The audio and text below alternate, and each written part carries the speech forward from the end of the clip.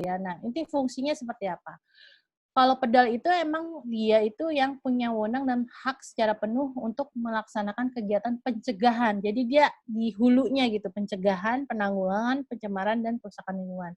Jadi pekerjaannya pedal itu dia lebih banyak ke desk review. Dia dia mengembangkan analisis, mengembangkan metode. Nanti ujung-ujungnya ya untuk itu juga untuk pengembangan peraturan atau dia menciptakan suatu metode dan tujuannya nanti untuk menanggulangi pencemaran kerusakan lingkungan. Biasanya teman-teman yang ada di Direktorat AMDAL yang mereview dokumen-dokumen AMDAL itu nanti kalau memang dia mau difungsionalkan, dia biasanya lebih banyak item kreditnya di sini, di pekerjaan pedal itu. Tetapi kalau pengawas, dia fungsionalnya ini udah indikasinya ke Gakum. Jadi dia mengeluarkan produk hukum nantinya, yaitu berupa sanksi atau dia mengeluarkan rekomendasi pengawasan. Jadi bedanya di situ, Mas Miftah. Jadi nggak bisa ya pedal itu melakukan pengawasan, nggak bisa. Jadi yang melakukan pengawasan lingkungan hidup itu harus pejabat pengawas lingkungan hidupnya, PLH-nya. Gitu. Dia ranahnya berbeda kalau pedal itu. Kemudian kita mempunyai jenis-jenis pengawasan. Antara lain pengawasan yang berdasarkan dari pengaduan masyarakat. Biasanya kita punya di Gakum itu ada pos pengaduan, ada aplikasinya malah kalau mau Bapak Ibu melihat kerusakan yang ada di sekitar rumahnya, bisa ada jalur portal untuk mengadu gitu. Nanti dari tempat subdit pengaduan dia akan meregister pengaduan-pengaduan itu dan nanti direview lagi, dianalisis lagi apakah pengaduan ini bisa diselesaikan di provinsi, kabupaten, kota. Karena kan di provinsi, kabupaten, kota juga ada pos-pos pengaduannya. Kemudian kalau yang pengawasan yang rutin itu biasanya dari izin-izin. Karena kan setiap instansi mengeluarkan izin. Ada izin yang dikeluarkan di KLHK, ada izin yang dikeluarkan di DLH provinsi, kabupaten, atau kota. Nah, semuanya itu harus diawasin karena di klausal izinnya pun ada bunyinya setiap setahun sekali izin itu harus diawasin. Gitu. Nah, pemerintahnya siapa aja? Pemerintahnya yang mengeluarkan izinnya yaitu menteri, gubernur, bupati, wali kota. Dan semuanya setiap pengawasan itu harus dikeluarkan sanksi. Jadi sayang gitu loh kalau udah dilakukan pengawasan tapi dia tidak ditindaklanjutin gitu. Nah, sanksi itu kan jenisnya levelnya beda-beda nih, Mas Mita. Ada yang teguran tertulis, paksaan pemerintah, pembukuan, bahkan pencabutan. Nah, biasanya itu kita bisa melihat bila mana si kegiatan itu dikeluarkan sanksi berupa teguran tertulis, biasanya itu masih yang berupa administratif lah ya. Misalnya dia masih baik, cuman dia ada beberapa yang kurang gitu. Misalnya laporan tidak melapor, nah itu biasanya teguran tertulis. Tapi kalau udah paksaan pemerintah itu biasanya fisik. Misalnya dia ada sesuatu tools atau pengelolaan lingkungan yang tidak dilakukan sama dia. Jadi misalnya dia tidak punya IPAL, tidak punya apa yang harus dibangun gitu ya, physically gitu ya. Nah itu nanti jatuhnya dia dikeluarkan paksaan pemerintah. Nah yang lebih parah adalah pembukuan izin. Ya jangan sampai pembukuan atau pencabutan izin. Biasanya ini udah indikasinya udah pencemaran perusakan yang dilakukan pembukuan dan perusakan atau pencabutan. Nah ini sanksi ini bisa lebih banyak dikupas di peraturan Menhan nomor 2 ada tentang jenis-jenis sanksi itu apa saja. Nah, ini yang tadi kami sebutkan pengawasan ada 2, ada pengawasan impromptu, ada pengawasan reguler. Pengawasan impromptu biasanya pengawasan yang dilakukan karena adanya pengaduan dari masyarakat. Karena sudah ada kasus pencemaran, misalnya dari industri maupun non-industri. Jadi kadang tuh teman-teman di pengaduan tuh juga menerima pengaduan yang non-industri. Jadi dia lahan yang tak bertuan. Nah, itu biasanya juga kita turun ke lapangan untuk melihat sumbernya dari mana. Siapa yang perlu bertanggung jawab untuk melakukan pemulihannya. Nah, itu teman-teman bisa menindaklanjutinya juga. Nah, tadi kalau reguler saya sudah sering menyebutkan kalau itu biasanya pengawasannya dari izin lingkungan. Kewenangan pengawasan. Kewenangan pengawasan ini yang dituangkan di Undang-Undang 32 itu tadi yang saya bilang pasal 72, itu ada di menteri jika izinnya diterbitkan oleh menteri, gubernur jika izinnya diterbitkan oleh gubernur, dan bupati wali kota. Pengawasan lingkungan hidup apa saja sih yang diawasi? Yang diawasi adalah izin lingkungannya, izin perlindungan dan pengelolaan lingkungan hidupnya, dan peraturannya. Jadi bukan hanya izin-izinnya yang diawasin, tapi do and don'ts dari si peraturan itu. Karena kan setiap PP, setiap peraturan yang mengatur tentang media air, udara, LB3 itu punya highlight yang boleh dilakukan sama yang tidak boleh dilakukan. Jadi makanya kemarin kan Mas Miftah minta saya untuk memberikan trik bagaimana biar nggak free from gakum. Nah, kuncinya ada di sini. Kuncinya juga sebagai industri dan dunia usaha itu harus tahu do and don'ts-nya dari setiap peraturan yang ada di LHK. Nah, ini pengawasan dalam rangka penegakan hukum.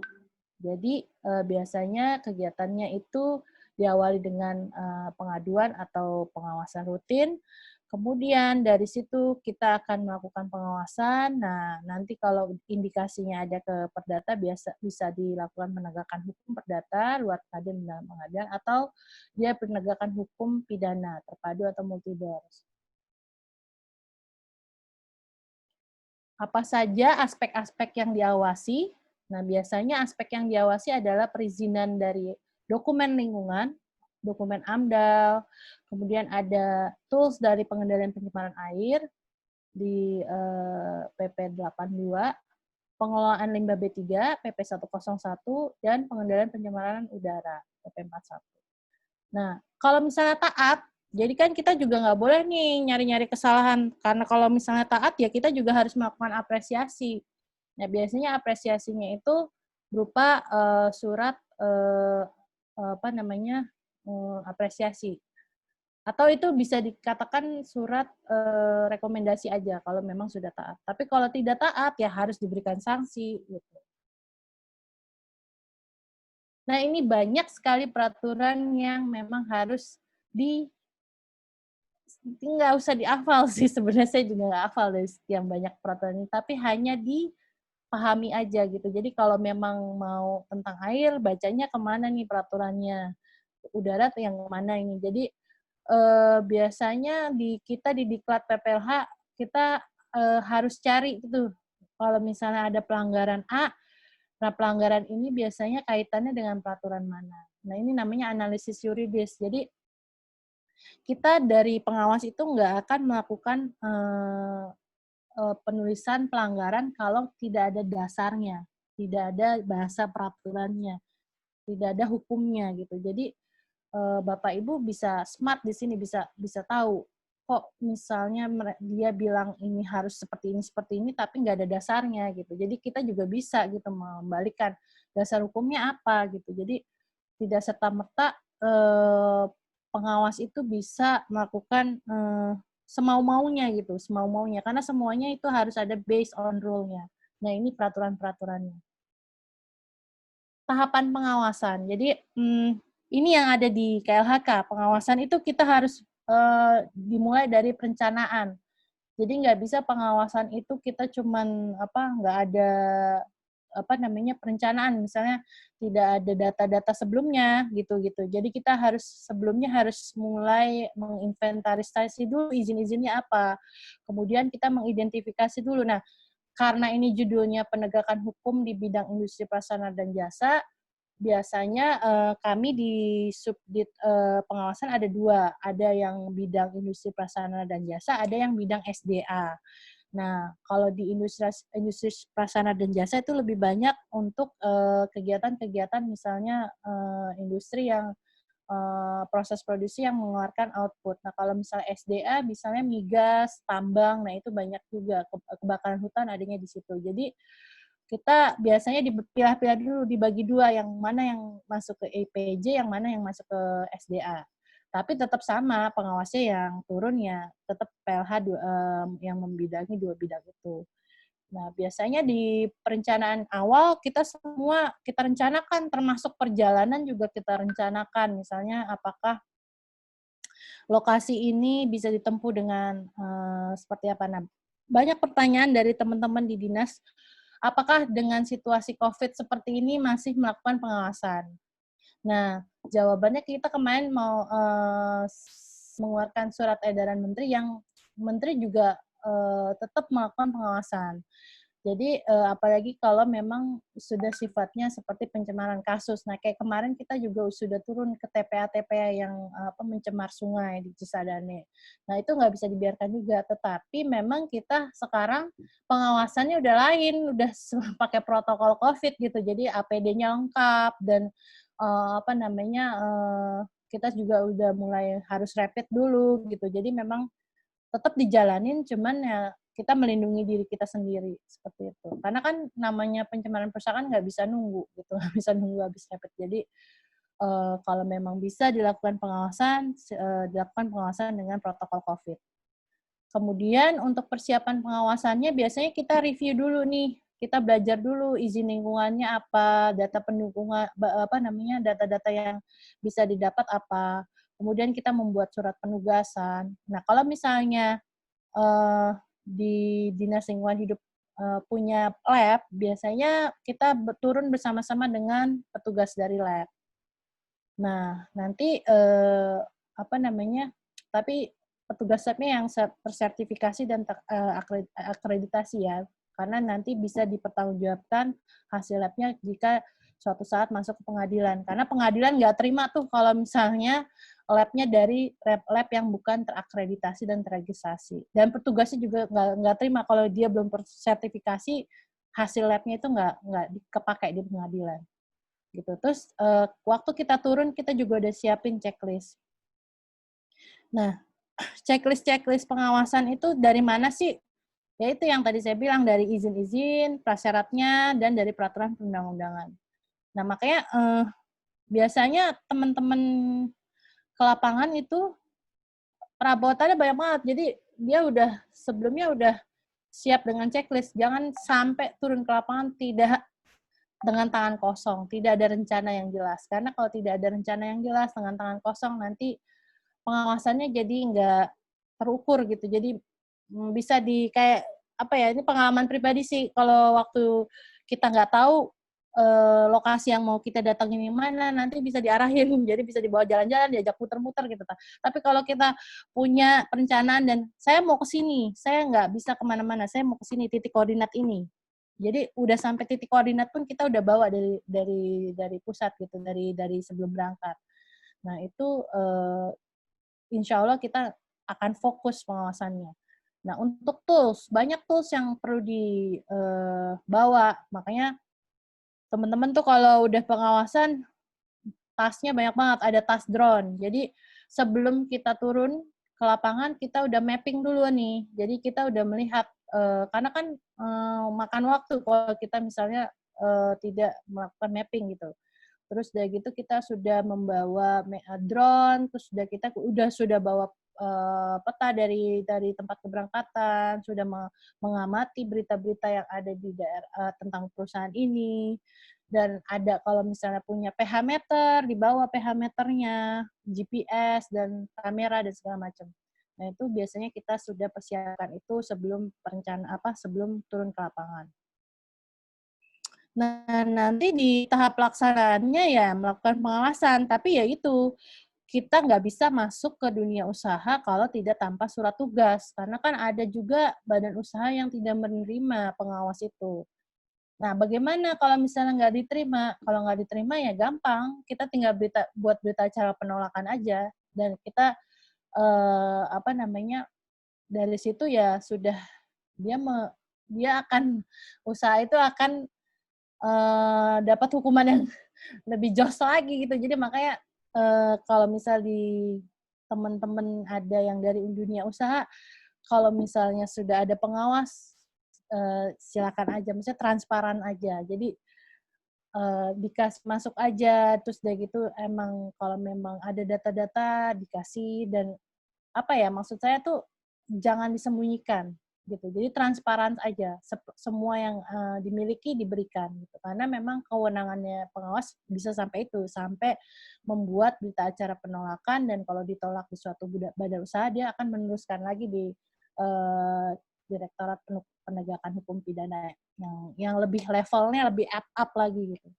Nah, waktu ke lapangan juga kita biasanya sudah ada prosedurnya. Biasanya kita ketemu opening meeting sama manajemen yang memang manajemennya harus yang memang mengambil keputusan. Jadi nggak bisa kita ditemuin oleh hanya dengan apa namanya, yang tidak bisa mengambil keputusan gitu. Jadi kita harus bertemu dengan orang-orang itu, dan nanti kita jelaskan rencana kita, dan kemudian kita melakukan verifikasi lapangan. Biasa itu udah ada prosedurnya, pertama dari tools pengelolaan air, IPAL-nya, atau cerobong, ada berapa cerobong udaranya, terus ada berapa TPS, nah seperti itu.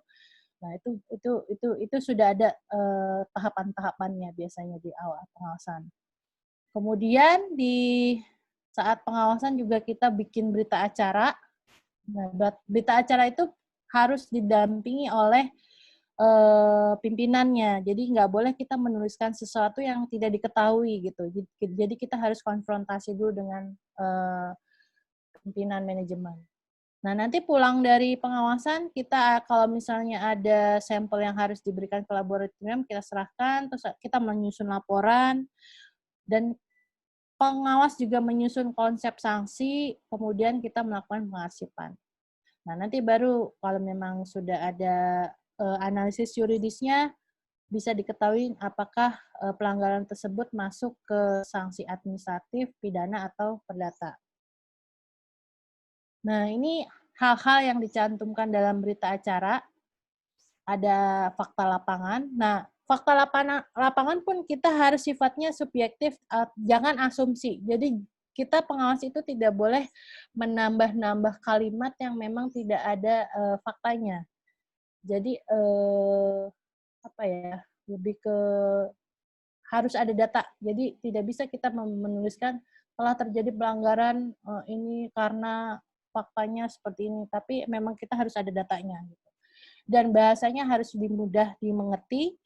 Kemudian kita juga menuliskan pelaksanaan-pelaksanaan yang ada di dokumen AMDAL atau UKPL. Sumber-sumber limbahnya juga kita telusurin, air limbahnya apa saja, emisi sumber tidak bergeraknya apa saja, limbah B3-nya apa saja. Terus kita juga melakukan evaluasi hasil data swab pantau. Jadi gini Mas Mita, kadang kan ada perusahaan yang memang punya data swab pantau 3 bulanan ya kan, 6 bulanan. Nah, itu biasanya kita masukkan ke berita acara. Gitu. Nah, kalau misalnya kita membawa petugas lab, kan kita juga menuliskan kalau kita melakukan pengukuran in situ gitu. Kita melakukan pengukuran dengan petugas lab. Nah, tapi kan hasil lab tidak saat itu juga kan. Nah, kita tulis saja lokasi yang diukur yang di mana gitu. Nah, kalau misalnya data swab pantau itu misalnya si industri ini memang udah ada pencemaran kerusakan lingkungan hidup, dan dia itu indikasi pencemarannya udah tinggi gitu ya, udah mencemar banget.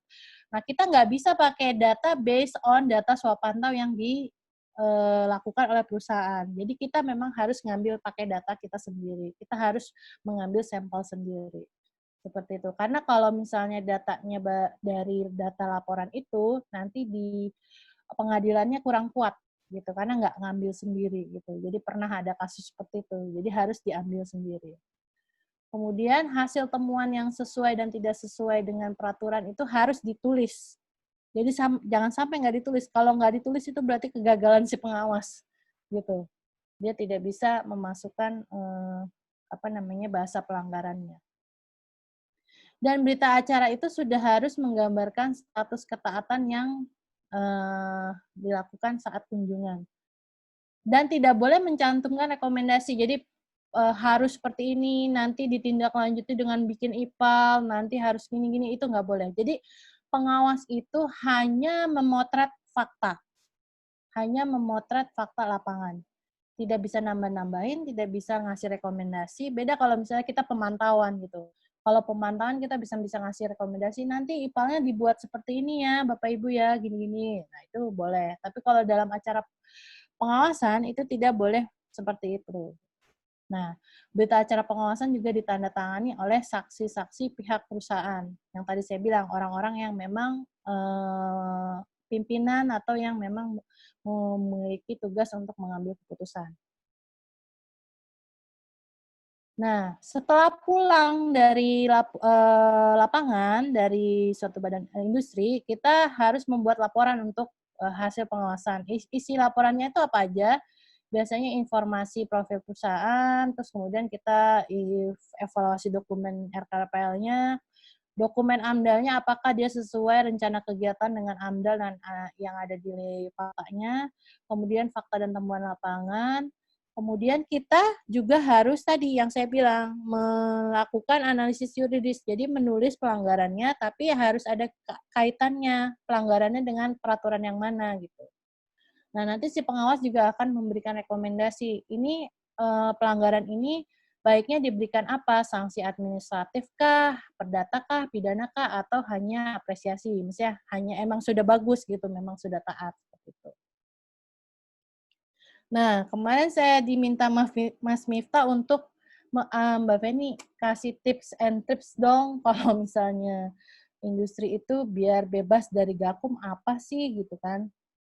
Ini keywordnya cuma 3 kalimat ini, comply, taat, terus tahu peraturan, knowing the rules, sama transparan. Itu aja sih. Karena comply dalam hal apa? Jadi setiap kegiatannya itu sudah memiliki izin. Kalau punya tempat pembuangan limbah itu TPS-nya ya harus ada izin TPS-nya. Nah, apa namanya, kalau memang ada buang limbah cair ke sungai, badan sungai harus ada izinnya, comply. Terus kalau memang ada apa namanya, laporan pelaksanaan RKPL-nya diserahkan. Karena kita nanti ngeceknya sampai itu, sampai apakah diserahkan ke instansi yang apa DLH atau cuma dicetak aja tapi nggak ada bukti penyerahannya gitu. Termasuk itu kita ngeceknya sampai segitunya gitu. Terus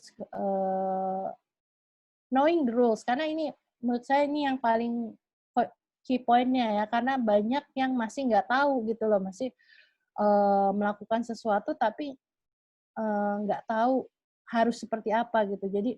Jadi kalau misalnya nggak tahu kaidah do and don'ts-nya dalam peraturan, jadi nanti bisa semena-mena juga gitu. Jadi kalau misalnya itu ya kan setiap perusahaan ada legalnya ya, biasanya ada bagian legalnya. Nah, mulailah knowing the rules itu. Jadi harus tahu peraturan-peraturan apa yang apalagi yang udah yang implikasinya yang udah berat-berat gitu ya. Kayak kemarin misalnya B3 diserahkan lagi pengelolaannya ke lain tempat lain ke masyarakat gitu kan, itu sebenarnya udah salah, udah nggak tahu banget peraturan B3 kalau B3 itu adalah sesuatu yang bahaya dan tidak boleh sembarang dikasih gitu kan. Jadi memang yang menghasilkan dialah yang harus mengelola. Kalau misalnya dia nggak bisa mengelola, dia harus serahin ke pihak ketiga.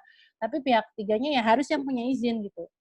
Nah itu ya, knowing the rules itu yang harus tahu. Terus transparan. Nah makanya selalu dalam intro pengawasan, kalau saya turun ke lapangan, saya selalu mengasih tahu ke perusahaan ini, Pak, tolong data-datanya dikeluarkan semuanya. Data-datanya diberikan ke kami. Dan tidak ada yang ditutup-tutupin. Karena kalau misalnya sudah tidak bisa bekerja sama di awal, perusahaan tidak bisa berkooperatif memberikan data-data, kita sebagai pengawas apa ya, udah punya feeling gitu dan kita bisa memberikan hukuman yang lebih berat lagi gitu loh.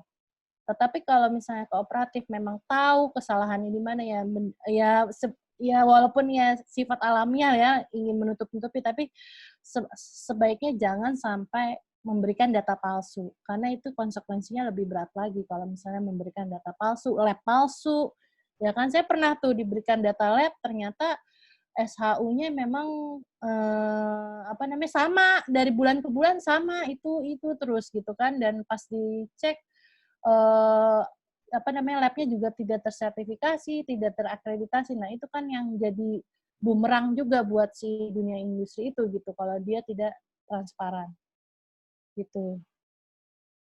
Terus ini hasil kerja Gakum selama khususnya Subdit Pengawasan ya dalam kurun waktu tahun 2015 sampai hari ini saya dapat dari Imonit karena teman-teman di Subdit Pengawasan sedang melakukan tools untuk membuat e-monitoring. Jadi monitoring pengawasan tapi dalam internet gitu. Jadi nanti semua data-datanya bisa didapat di e-monitoring itu.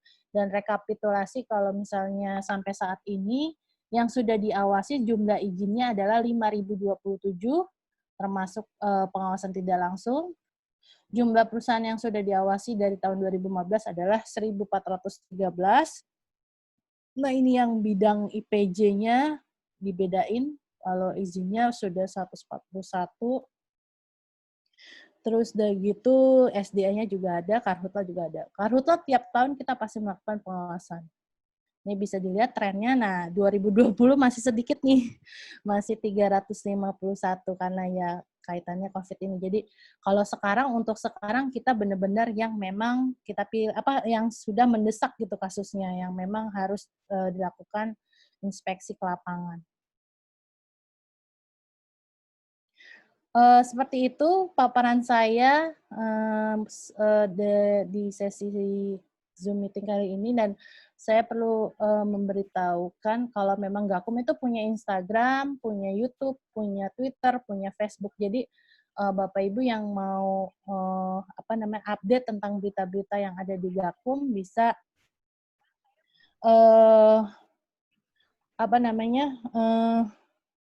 bisa memfollow ini. Follow aja. Soalnya informasi tentang Gakum itu banyak bisa didapat di sini. Selain kita juga lagi bikin portal untuk Direktorat Dirjen Gakum gitu. Jadi nanti data-data yang tentang pengawasan yang sudah kita lakukan kita share ke teman-teman yang ada di provinsi, kabupaten, kota. Itu aja dari saya, Mas Miftah. Okay. Tadi saya dikasih highlight nih ya, bukan dari Sera Envy Utama ya. Ya, mohon maaf tadi salah, bukan Mbak Novi ya, gitu. Sekian dari saya. Mungkin saya lebih enak kalau memang ada pertanyaan, ada clearance yang emang saya bisa temukan jawabannya. Saya nanti diskusi dengan Bapak Ibu di Zoom meeting ini, dan saya juga kadang bisa belajar juga dari Bapak Ibu, misalnya ada kasus atau apa, mungkin nanti kita sama-sama kita sama-sama bertujuan untuk menambah ilmu lah di Zoom meeting ini. Sekian dari saya. Assalamualaikum warahmatullahi wabarakatuh. Waalaikumsalam. Ya, terima kasih atas presentasi dari Ibu Venita. Kemudian ini kita memang buka sesi pertanyaan nih Pak. Kita tadi seperti kita sebutkan di awal, silakan buat pertanyaan di chat.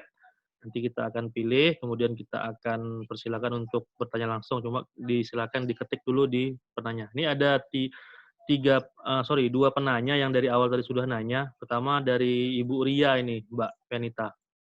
Bentar ya. Ya, Ibu Ria, beliau tanya, cuma tadi izin ada rapat sama bidang lain juga.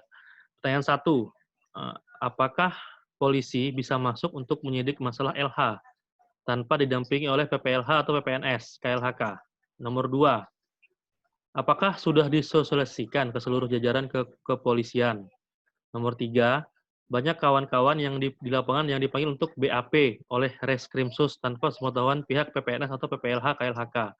Bagaimana Dirjen Gakum memberantas hal ini? Yang terakhir, apakah sudah ada perusahaan yang diberi surat apresiasi? Yaitu dari Bu Kuspraptini Ria ya, Mbak Ria, Mbak Rahma pasti kenal lah ya. Ya, Ibu Ria. Ibu kami. Iya, betul. Tapi Ibu Rianya udah nggak ada ya? Dia tadi izin live karena ada rapat nih sama Dirjen Pajak apa nih. Oke. Oke, mungkin ini juga pertanyaan buat Bapak Ibu yang lainnya ya. Apakah bisa gitu polisi masuk kalau misalnya nggak ada PPNS LH-nya? Yang tadi saya bilang, kalau misalnya MOU antara Kepolisian RI dengan Gakum memang sudah ada, PPNS-nya bisa turun bareng, jadi turun sama-sama. Nah, ini biasanya kalau misalnya seperti ini, dia dilihat dulu kasusnya, indikasinya kemana gitu. Kalau memang ada unsur pidananya, polisi bisa sendiri masuk karena memang dia udah ada unsur pidananya. Tapi kalau misalnya itu biasanya di Direktorat Penegakan Hukum Pidana ya yang lebih lebih mengetahui kondisi Iya. sehari-harinya ya. Cuman setahu saya mereka punya MOU sih, dia punya kerjasama seperti itu. Jadi itu saya mesti lihat case by case-nya ini. Jadi apakah emang polisi ternyata memang punya alasan gitu mau turun, memang dia ada kasus pidananya. Nah itu mungkin bisa. Tapi kalau memang pure buat lingkungan biasanya harus dengan PNS lingkungan. Karena kan kita juga punya PNS-PNS yang ada di balai, ada di dinas. Nah biasanya bersama-sama turunnya gitu. Itu sih yang bisa saya jawab, Mas Miftah. Ya berarti kalau yang ada kasus pidana lingkungan tetap bisa polisi yang turun ya, Mbak ya? Kalau udah Heeh. pidana ya unsurnya ya. Iya, oke, Kayak oke. Tapi kemarin contohnya Karhutla ya, kemarin oke, yang kebakaran hutan, kan itu ada beberapa kebakaran hutan yang emang ada PPNS-nya, jadi PPNS dari lingkungan hidup, tapi ada juga yang udah ditanggulangi oleh oke, oke. kepolisian.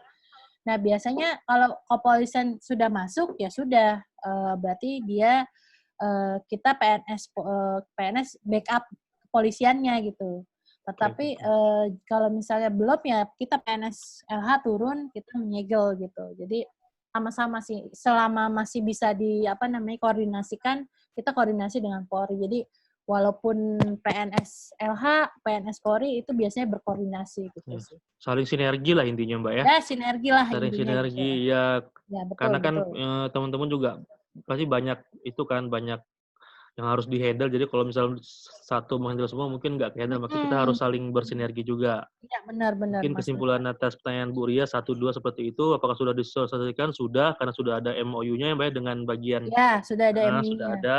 Kemudian pertanyaan nomor 1 juga sudah, bahwa bisa-bisa aja, Mhm. polisi masuk tanpa didampingi oleh PPLH atau PNS, KLHK dengan tadi termnya tadi bahwa sudah masuk ranah ke pidana ya, Mbak ya. Iya, heeh, Oke, nomor betul. 3 nih, Mbak. Banyak Ya, kawan-kawan di lapangan yang dipanggil untuk di BAP oleh Reskrimsus tanpa sepengetahuan pihak PPNS atau PPLH. Itu gimana tuh, Mbak? Berarti mengingat poin 1 bisa-bisa aja ya, Mbak ya? iya, heeh.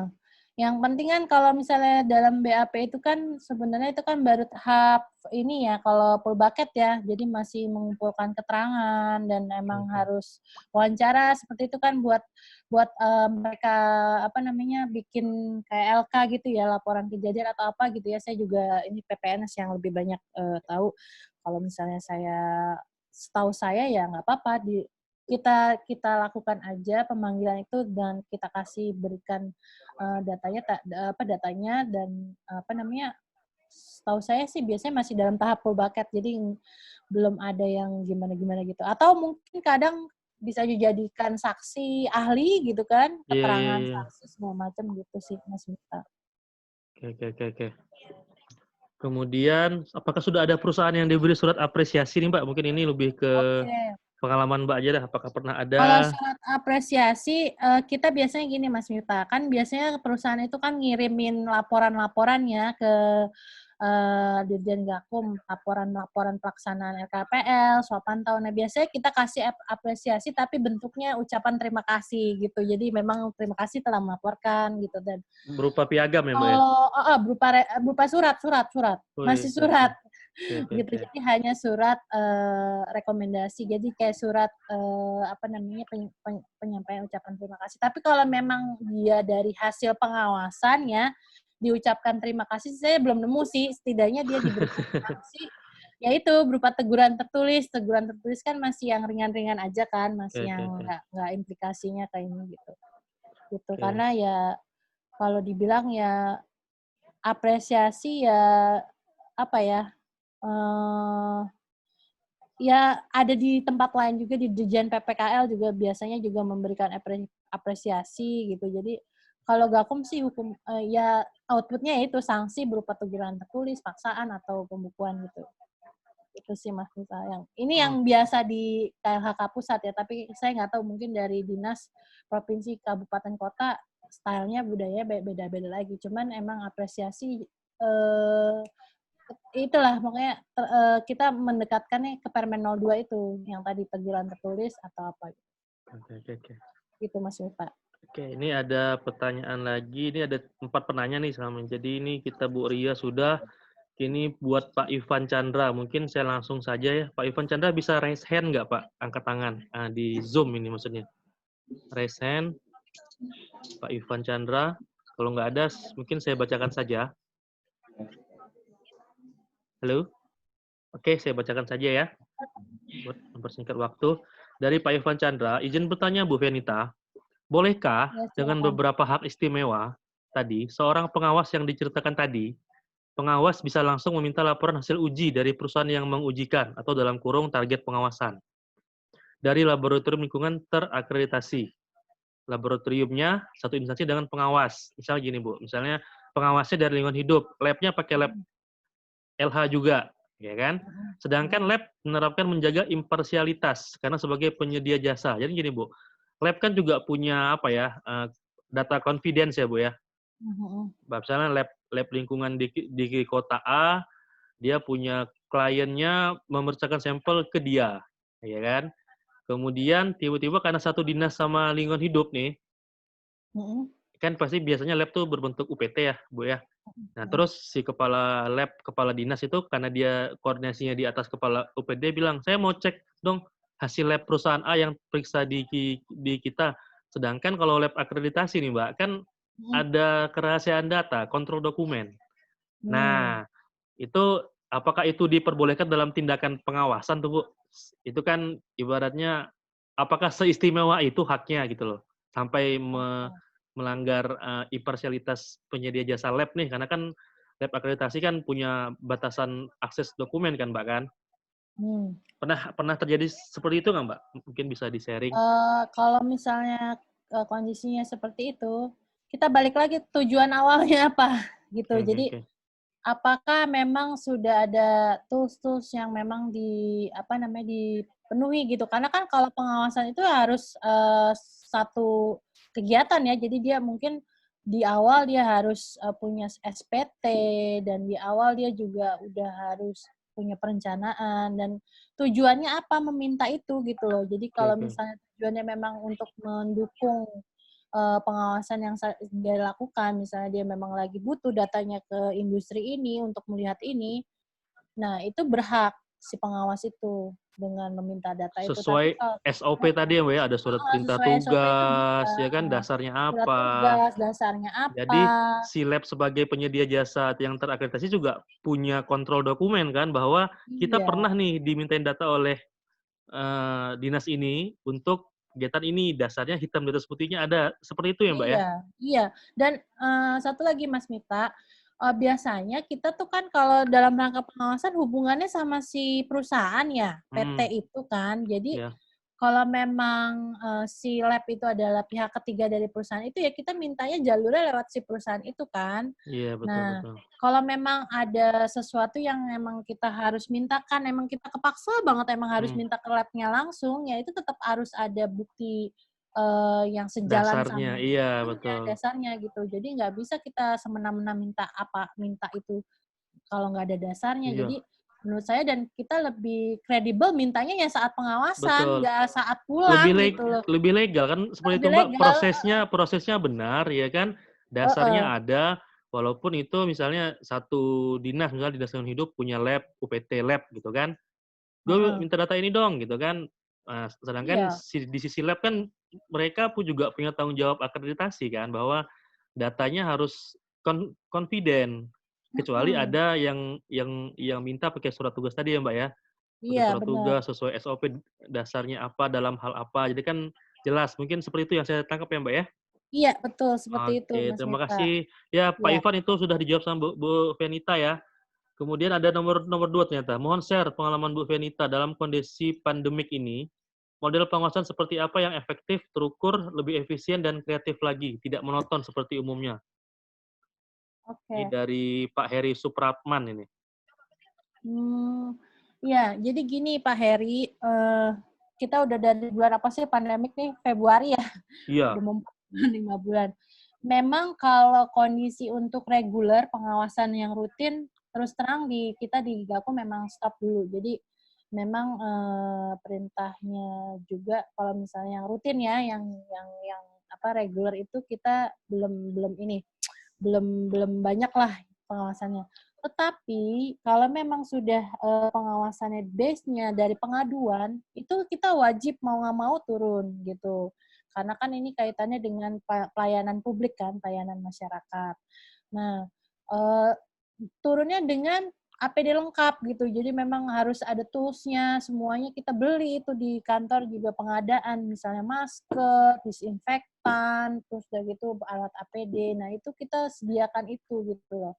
Dan urgen-urgennya. Nah, insya Allah di bulan Juli ini setelah Lebaran Haji ini kita memang akan turun ke lapangan, tapi untuk yang sifatnya yang sudah diberikan sanksi gitu. Jadi ada beberapa usaha yang udah diberikan sanksi administrasi.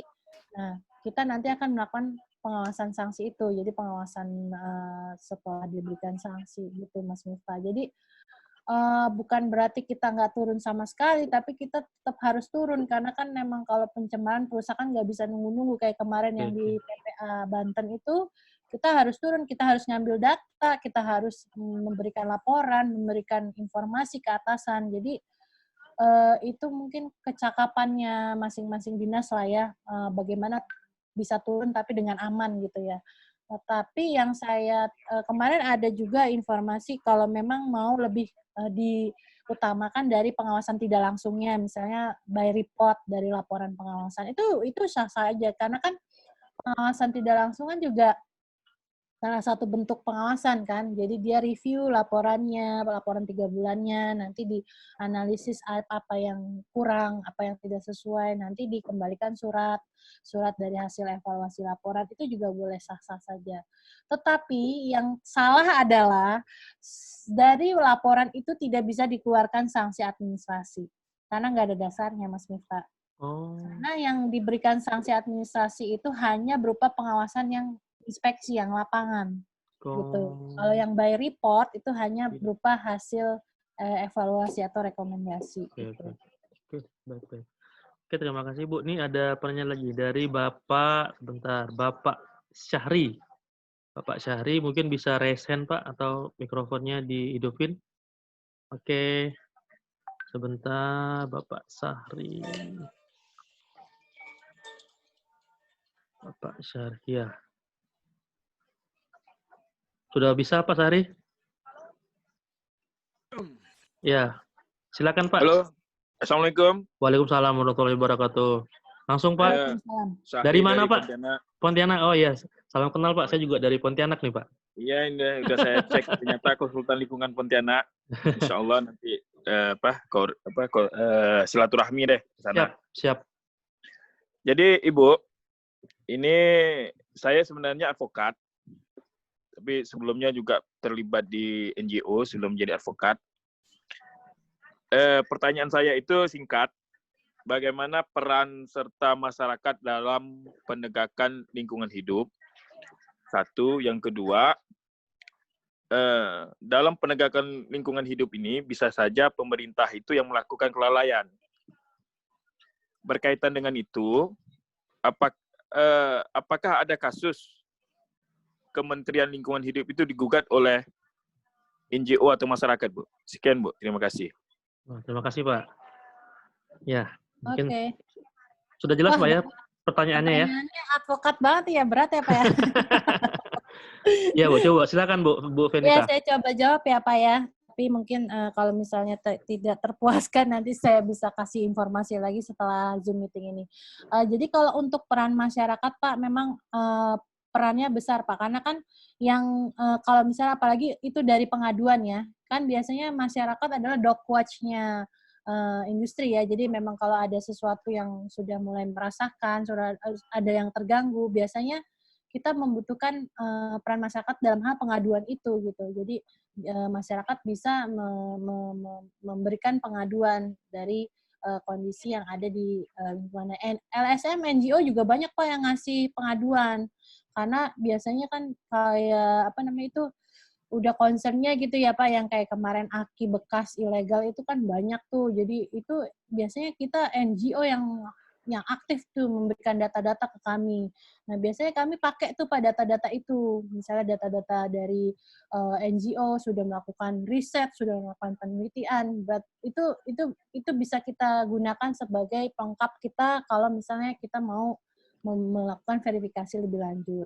Nah, biasanya Pak, kalau misalnya sudah ada pengaduan masyarakat, kita itu kalau misalnya itu akan melakukan verifikasi pengaduannya.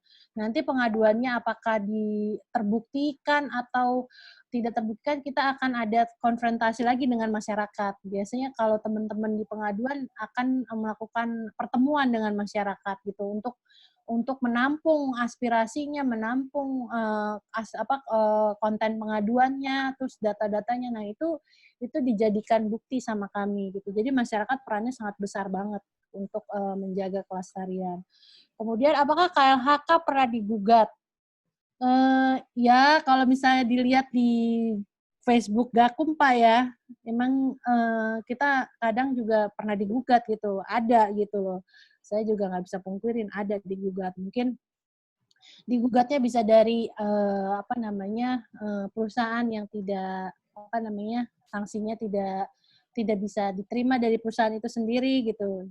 Jadi bisa digugat dari situ, atau misalnya kalau misalnya kebakaran hutan juga waktu itu juga pernah digugat, tapi sejauh ini sih saya juga bukan yang langsung menangani gugatan itu ya, jadi saya nggak bisa berbicara banyak.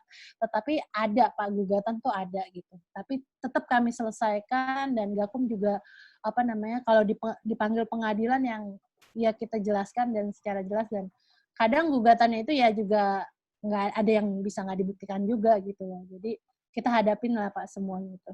Terima kasih. Oke, terima kasih Pak.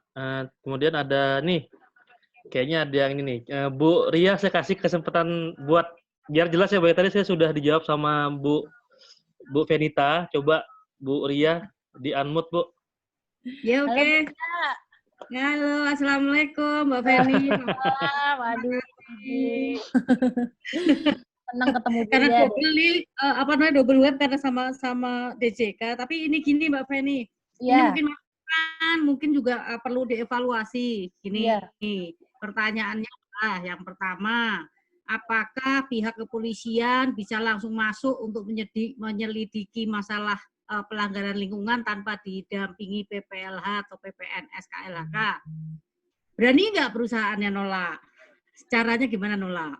Terus makanya itu Ibu tanya, makanya kan apakah KLHK sudah mensosialisasikan ini ke seluruh jajaran kepolisian di seluruh daerah? Karena nggak cuma ibu yakin yang di tempat, soalnya di kita sering banget, tidak cuma pernah, tapi sering sekali gitu ya, karena banyak dipanggil untuk di BAP. Bayangin aja kerja suruh harus konsentrasi konsentrasi pekerjaannya, tapi kalau dipanggil-panggil deg-degan juga kan dia. Nah, kemudian tadi ada satu yang mungkin Ibu mungkin sudah dijelaskan tapi Ibu belum dengar. Kalau kita taat katanya diapresiasi, itu setuju, tapi apakah sudah pernah ada yang terus apresiasinya berupa apa? Insentif pajak atau apa. Itu Mbak Feni, terima kasih. Iya, terima kasih Bu Ria sudah join. Aku nih sama Bu Ria tuh, aduh deket ya Bu ya rumahnya ya. Oh, deket rumah juga toh? Wah. Iya. Ketemunya di sini ya. Iya Bu. Jadi terima kasih Bu Ria. Tadi saya mungkin sudah jawab juga sebelumnya, Ibu lagi ini, tapi saya ulang aja nggak apa-apa. Jadi gini Bu, tadi apakah polisi itu bisa masuk kalau misalnya ada pelanggaran yang tidak non lingkungan ya Bu ya. Tadi saya sudah jelaskan. PPNS kepolisian dan PPNS KLHK itu punya MOU Bu, punya kerjasama. Jadi kalau misalnya bila mana si PPNS kepolisian masuk, itu biasanya kita lihat dulu Bu, case by case dulu apa unsur yang diperiksa gitu. Apakah udah masuk ke ranah pidana gitu. Kalau memang udah pidana dia bisa Bu masuk gitu. Tetapi kalau misalnya dia yang diadukan Undang-Undang 32, biasanya itu dia harus bersinergi dengan PPNS lingkungan, Bu. Nah, dia memang harus punya koordinasi gitu dengan PPNS lingkungan gitu. Nah, kalau misalnya di BAP gimana gitu kan Ibu bilangnya. Kalau di BAP ya kita misalnya BAP kan terkadang dia baru menyelidiki ya Bu ya, baru full bucket gitu ya, mau meminta keterangan. Nah, itu nggak apa-apa Bu, kita datang aja. Kita datang dengan memang keterangan yang kita punya. Karena kita itu masih berproses nantinya. Nah, tetapi ya itu yang satu saya bilang, dia memang Polri itu harus bersinergi dengan KLHK karena sudah ada MOU-nya, khususnya untuk yang Undang-Undang 32 gitu Bu. Terus yang untuk yang apakah teguran tertulis apresiasi pernah diberikan oleh KLHK. Nah, itu ya Bu, yang tadi saya bilang Bu, kalau apresiasi itu biasanya kita dari by report. Kalau misalnya ada perusahaan ngasih laporan pelaksanaan, biasanya kita memberikan ucapan terima kasih untuk si laporannya itu. Tapi kalau untuk hasil pengawasan itu memang belum pernah saya akuin nih. Emang yang di-outputkan hanyalah 4 itu tadi, teguran tertulis, paksaan, atau pembukuan atau pencabutan. Tapi kalau memang khusus apresiasi kayaknya memang kita jarang untuk memberikan itu gitu. Kecuali report ya Bu ya gitu. Masalahnya dia selalu pegangnya Undang-Undang 32. Contohnya kalau di tempat kita tuh dia bilang, oh, silo ini harus ada izinnya kalau menurut undang-undang. Kalau enggak Anda berarti melanggar dendanya sekian, pidananya sekian kayak gitu. Padahal silo ada, ya benar, mereka selalu mengatakan itu. Jadi ini loh, ekses seperti ini kan yang harus dipertimbangkan gitu ya, diselesaikan supaya kan nanti ini gara-gara Gakum nih jadi semuanya pada ikut masuk ya. Nah, itu kan seperti itu. Benar nggak Mas Pak Miftah ya? Iya betul Bu. Jadi mungkin buat informasi tambahan lah Bu ya buat teman-teman di Gakum. Jadi kan lebih banyak info dari masyarakat kan Bu Ria kan juga bagian dari masyarakat ya Bu ya? Ya betul sekali. Enggak masukan. Jadi ini adalah sebenarnya masukan membangun supaya nanti ya ke depannya itu bisa bagaimana caranya supaya kalau memang salah ya memang harus di ini kan betul, tapi tidak dicari-cari gitu loh. Karena ya itu tadi di proses kami itu yang namanya kalau nggak ada silo ya unitnya nggak beroperasi, wong itu bagian dari proses produksi gitu kan, beda dengan silonya gula, silonya minyak itu beda gitu loh. Bu, berarti kita bisa bikin satu sesi lagi loh Bu tentang izin lingkungan Bu ya, entah bulan depan ya kan. Nanti saya akan ajak Bu Ria, Pak Anam dan Pak Willy ya kan. Ya. Betul, supaya betul. Gini maksudnya Pak Miftah, supaya teman-teman di lapangan, teman-teman DLH pun juga tahu gitu loh. Kadang-kadang polisi masuk DLH-nya nggak tahu, kan lucu. Kenapa gitu kan bisa, itu kan nggak benar gitu loh. Kalau dia masuk dengan DLH dalam fungsi pengawasan, fine, memang itu tugasnya DLH, ya kan? Cuman dia tadi kayak Mbak Feni bilang, tapi bukan berarti terus dicari-cari yang nggak tahu, yang itu deh, yang itu benar gitu ya kan? Kalau dicari-cari kan. Oh, tujuannya apa itu jadinya ya Bu ya?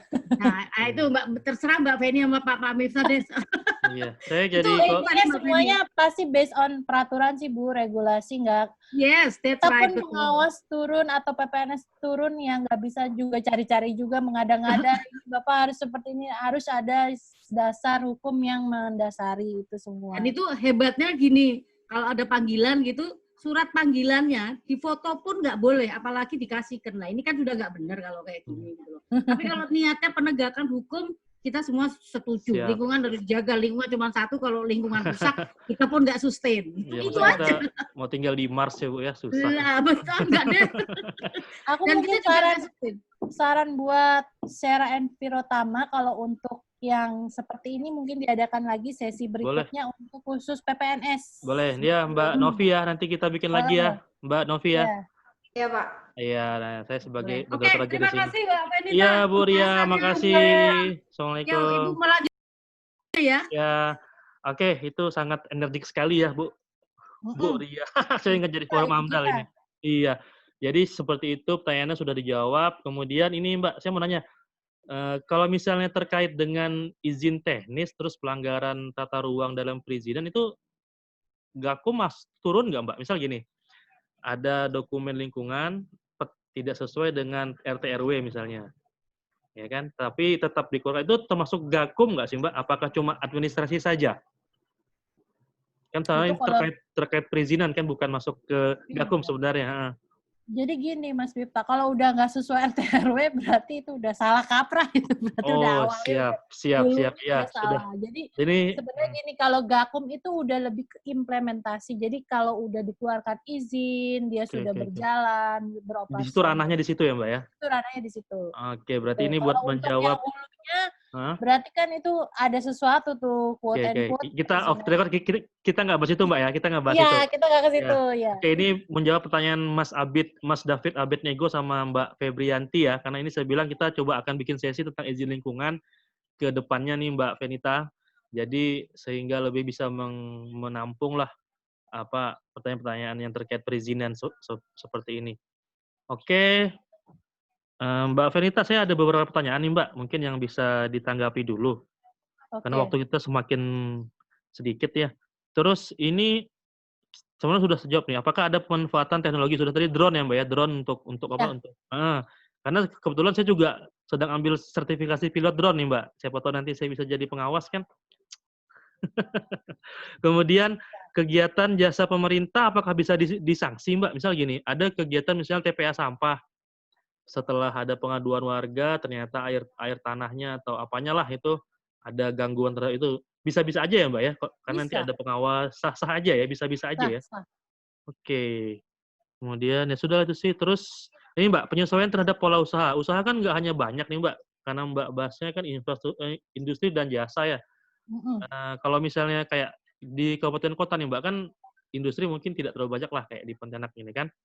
Kayak restoran, rumah makan, itu yang mungkin agak ya kecil lah ya, kecil. Kita bilangnya usaha-usaha kecil. Itu pendekatan juga beda ya Mbak ya? Misalnya pembinaan dulu, Iya. ya kan?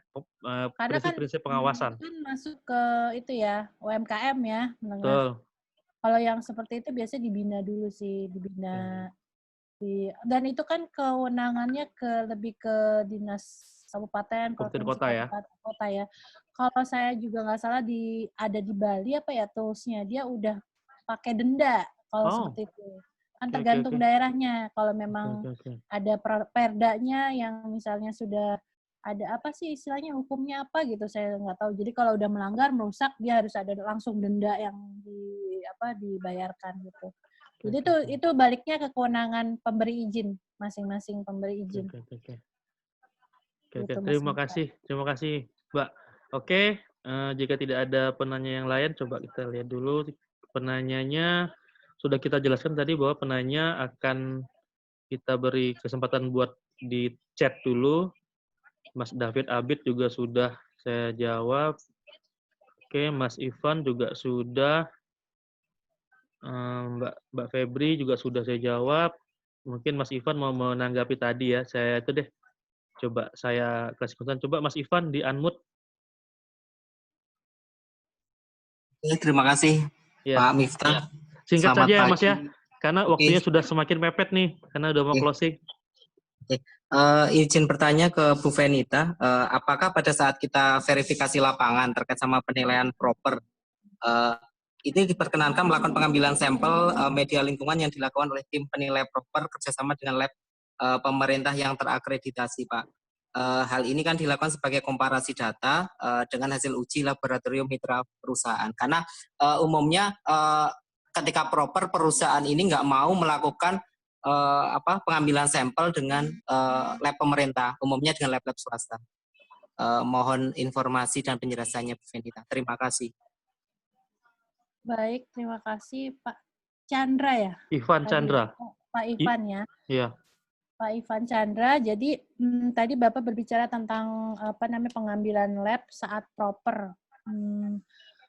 Tadi saya di awal dijelaskan Pak, kalau memang proper itu prosedurnya beda, prosedur sendiri, dan pengawasan Gakum itu juga ada prosedur lain. Nah, saya tidak bisa berbicara banyak karena kalau misalnya proper mungkin ada dirjen lain yang menangani, yaitu dirjen PPKL.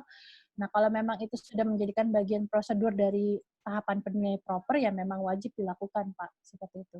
Tapi ya tadi Bapak harus bisa membedakan dua pengawasan ini, bukan pengawasan, proper bukan pengawasan, proper itu pembinaan dan pemantauan. Kalau kita di Gakum itu pengawasan, gitu. Jadi kita harus membedakan dua ini. Nah, kalau misalnya tadi Bapak berbicara tentang prosedur proper, ya menurut saya diikuti saja yang memang sudah menjadi SOP di proper itu. Seperti itu. Berarti nggak ada ketentuan khusus ya Bu, harus menggunakan lab pemerintah atau apa ya Bu? Karena kami pernah dapat informasi dari klien kami di kabupaten tetangga bahwa kalau mau dapat proper biru jangan menguji ke lab DLHX gitu. Jadi kami akhirnya merasa apa ya Bu, terblacklist lah ya dengan sistem yang lurus ya, Pak, labnya ya. itu. Akhirnya kami mendapat support dari beberapa teman di KLH gitu. Termasuk kenal dengan Pak Miftah ini. Terima kasih. Kalau masalah lab itu sih Pak, menurut saya itu kan yang penting kalau saya ya akreditasi dan registrasi sih Pak, itu aja sih yang dua hal itu yang dipegang gitu. Kalau masalah jangan lab ini, jangan lab itu kan itu kayaknya udah subjektif. Luar ranah, iya. Ya mungkin itu juga, saya juga sempat sudah ngobrol sama Pak Irfan, nih kebetulan juga ikut di forum AMDAL di grup WA-nya, Bu. Tadi malam kita 2 hari yang lalu kita sempat ngobrol-ngobrol tentang komunitas lab akreditasi. Kita mungkin akan bahas itu, Bu. Jadi salah satu materinya. Jadi kita sudah punya dua jadwal ini tentang izin lingkungan, saya akan cari pematerinya yang terkait dengan pemerintahan, yang ketiga tentang ini, lab akreditasi, karena itu tools-toolsnya pengawasan, tools lingkungan tuh nggak jauh dari 3 itu kan, Bu. Pengawasan, perizinan, pengecekan hasil implementasi, ya kan?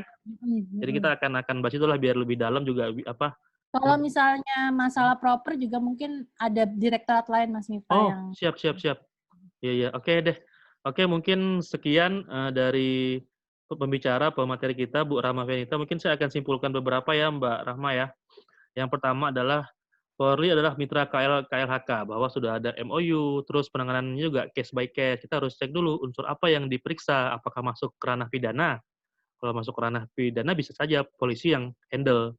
Kalau Undang-Undang 32 tentang lingkungan hidup harus bersinergi dengan PPNS lingkungan hidup. Terus poin yang harus diingat lagi, mungkin merefresh lagi aja. Proper adalah pembinaan dan pemantauan ya Mbak ya? Iya. Ya, terus yang ketiga, apresiasi yang untuk kegiatan yang taat tuh selama ini dalam bentuk surat dari segi KLHK. Mungkin kabupaten kota mungkin punya format atau yang beda, itu sudah ada seperti itu. Terus dari Pak yang tadi Syahrial Advokat itu bahwa benar kata Mbak Fenita, masyarakat itu adalah watchdog-nya KLHK. Ada partnernya KLHK yang bersuara saat KLHK tidak meng-coverage itu. Gitu. Mungkin sudah ada tadi medsos yang dijabarkan oleh Mbak Fenita, ada IG-nya Mbak ya, ada Facebook. Jadi mungkin bisa berkontak di situ atau berinteraksi lah. Jadi kedua belah pihak ini saling berkomunikasi biar lebih jos lagi. Terus laboratorium punya hak untuk menolak permintaan data yang tidak melalui SOP pengawasan, seperti surat perintah tugas, tujuannya apa, kepada siapa, karena takut disalahgunakan ya Mbak, ntar propernya buat itu malah enggak. Karena lab akreditasi punya batasan dalam confidential data klien.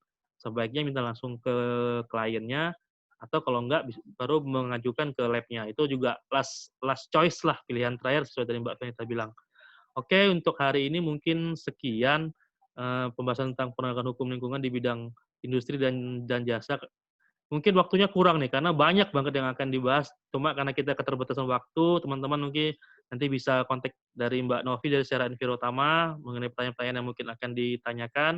Materi akan kita email buat yang di luar kota, buat di dalam kota mungkin kita akan saling silaturahmi lah, kita akan datang, saling komunikasi. Itu ada dari Dinas Lingkungan Hidup Kota Pontianak, ada minta salinan kopinya, nanti mungkin Mbak Novi yang turun handle ke sana, karena saya juga belum ada pegang materinya. Seperti itu. Dari saya, moderator, terima kasih telah diberi kesempatan memoderasi kegiatan ini. Ke Mbak Fenita, terima kasih. Kita kembalikan ke Secara Enviro Utama dengan Mbak Novi ya, Mbak Fenita ya. Ya. Ya, Mbak Novi, diambil silakan. Ya, Pak. Baik, terima kasih saya ucapkan kepada Bu Rama Venita atas sharing ilmu dan waktunya.